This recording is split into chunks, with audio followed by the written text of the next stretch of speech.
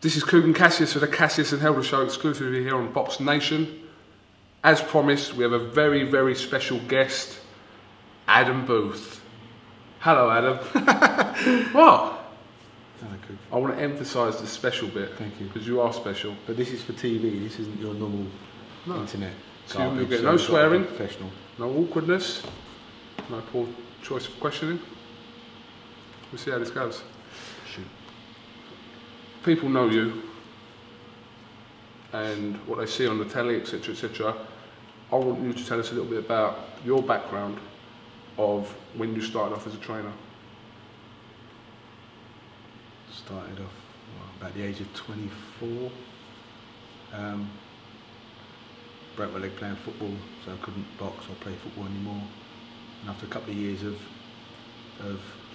not doing too much, I decided to start studying anatomy and physiology, and at the same time I was going to some different gyms and just taking guys on the pads and just enjoying being in a boxing gym, and it started from there. About 22 years ago. 22 years ago? That is really showing your age, isn't it? I'm showing it, I've just explained it, I guess. What do you think about the standard of coaching in the country now, say comparable to maybe 10 years ago? Is it improving? Does it need working on? I think there seems to be a lot more coaches now, and normally the more individuals we get in a competitive industry, the natural process then would be for the standard to raise because the level of competition is more. I think we've got some fantastic coaches in this country. I think there's definitely a more open-minded approach to how coaches go about the business, that they want to understand more about the science behind training, about the science behind the body, about nutrition, and I think we're quite a forward-thinking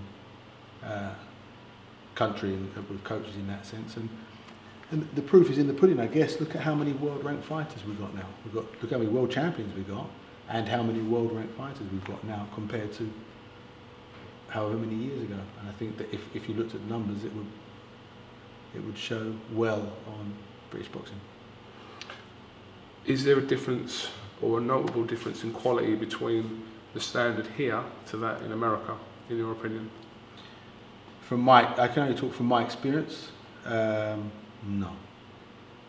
I've seen really good and not so good, in my opinion, from my travels around the world, and I'd say that we're doing quite well here. Do you think that you had to have boxed earlier on in your life to be a successful coach, or does it work the other way as well, where you haven't and you have a different outlook on it or an approach to it? I think every situation, every person is individual, and I just think if you understand what you're doing and you're good at what you're doing, then you're good. You're good if you're good. Having boxed before helps, I guess, with an understanding of what it feels like, what they're going through, the rhythm, what you're expecting. But there are a number of coaches out there who have been very successful as coaches that I think didn't box. So it's to each his own. I wouldn't say yes or no either way. As you was learning your trade 20 odd years ago as a trainer, who did you kind of look up to, whether it was here or abroad, as, I would say role models, but you took maybe inspiration from? As a boxer or a coach? As a coach. As a coach, really nobody. I kind of had to find my own way through it and learned quite early on, from when I was younger, that I didn't really want to listen to other people. I figured it out. I would figure it out for myself, and if I was going to be any good, I'd be good, and if not, I wouldn't. But I'd rather, if I'm going to make a mistake, I'd rather it be my own mistake. And likewise, if I was going to become good at something, it's because I did it my way, how I thought I wanted to do it. That's not to say that I haven't seen things along the way, because I have, and little things that I've implemented in how I coach. But the overall way that I go about coaching, and whatever my philosophies are, because combat sports, the coaching of them is a philosophy, and whatever mine are my own. And there's a lot of coaches I think that do have their own philosophies, but there wasn't anybody really held my hand and said, "This is how you do it." Kind of similar to me. Like, I don't really look up to any other video journalists. I just sort of do my own thing, and you know, we're quite similar in that way. That we don't really take inspiration of, or you know, ideas from anyone else. We just do our own thing. I'm trying not to carry on the internet chat into this TV program. No, I'm just saying, that wasn't internet chat. I'm being serious. What's a video journalist? Well, video journalist. What are you? You're a boxing video journalist. Well, I'm a TV star. This is TV, baby. BOXNATION. Yeah. Careful what you say. What would you say in your years of coaching would be recognised as your standout highlight? There's been a few challenges that have given me a lot of satisfaction. To pick one, I don't know.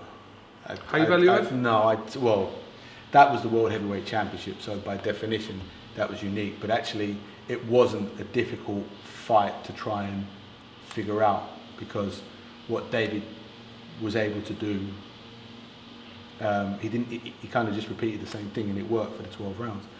I'd probably say when David Haye beat Jean-Marc Mormac in Paris for the WBA and WBC cruiserweight titles. That was a special time, special preparation, a great performance, and he had to get off the floor to do it as well.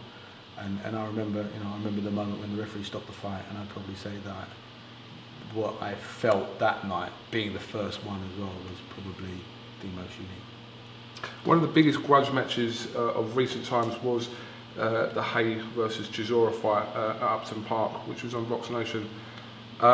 That whole thing in general, from the press conference in Germany to the fight, had you ever experienced anything, that whole build up, just the whole event and atmosphere on the night, was that something a bit different? On the night, no, I had, we'd experienced that before, because in the big fights we'd had David against Klitschko with 50,000 in the football stadium, Groves to Gale, David against Audley, which was a big event. It might not have been a fighting spectacle, but it was a big event.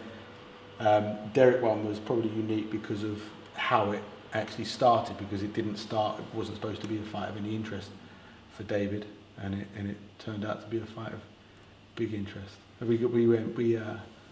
After the scrap at the press conference, we got smashed over there with a tripod. A tripod bumped me on the forehead. Killed the nerve, yeah, because it killed the nerve, so it won't come out. Yeah. We went back to the hotel, and because we would, Derek had all of his fans and his team there, because he had fought that night, and it was just us, David and me. So we thought, we got back to the hotel and thought, well, our flight's in 4 hours, so let's just chip now and go to the airport now, just to avoid this kicking off again. I couldn't stop my forehead bleeding, so I thought, yeah, let's go to the airport. So we got to the airport a couple of hours before, and it was empty, right? It was 4 o'clock in the morning, 3 o'clock in the morning. There was no one there. Got on the plane, flew back to England, drove to my house, opened the door, and on the news, my wife was standing there. She looked at me in shock that I'd walked through the door, because she didn't know what had happened. And on the TV, there was this whole Haye has fled Germany, and Interpol are looking for him. It was really surreal. It was fun, but it was surreal. It was a unique one. Don't do that again now. No. Do you think you could take someone who's like not even a novice but completely useless and like get them up to like Southern area level? You're in the box. That's where I was going with it. Like, what do you think seriously, me being like a TV presenter, do you think you could take someone like me, and with your skills and know-how and all that sort of stuff, do you think you could actually take me to like a very like minimal Southern area standard? Depends. If you had a year. Coaches are coaches. It all depends on the individual and their desire, their determination, discipline. Because at the end of the day, it's a fight, and you can get to a certain level having limited skills just on heart and determination alone. Coaches can't give someone heart and determination. Yeah, I can make you and make you the right fights where I think your style will beat that style and you won't have too much of a problem. But, you know, do you mind getting hit on the chin, hit on the nose? You know, do you want to compete? Have you actually got it in you? You can't give that to someone. It's either there or it's not. Good chin though. Have you? We'll test it. Yeah, really do. Can't test it. All right, well listen, Adam Booth, thanks for talking to the Cassius and Helder show. It's great to have you on our TV channel. Your TV channel? Oh right, are you the major shareholder? Sorry, BOXNATION. Sorry, BOXNATION. I meant our show Frank, on BOXNATION. Jog on, it is. All right, well listen, thanks for giving us the insight. Do you know what? In that 9 minutes, or whatever it was, I probably learned a little bit more about you than I didn't know already. Do you know why? Why? Because you don't normally ask questions. You just normally chat crap. That's not really a swear word. Sorry. You just chat. There's no structure to what you do. There was actually a bit of a structure there. Why? Because you're getting paid to do it now, and people are expecting a certain level of competence from you in your boxing video journalism. Stroke TV star. Megalomaniac. This is KUGAN Cassius with Adam Booth for the Cassius and Helder show. Thanks for watching.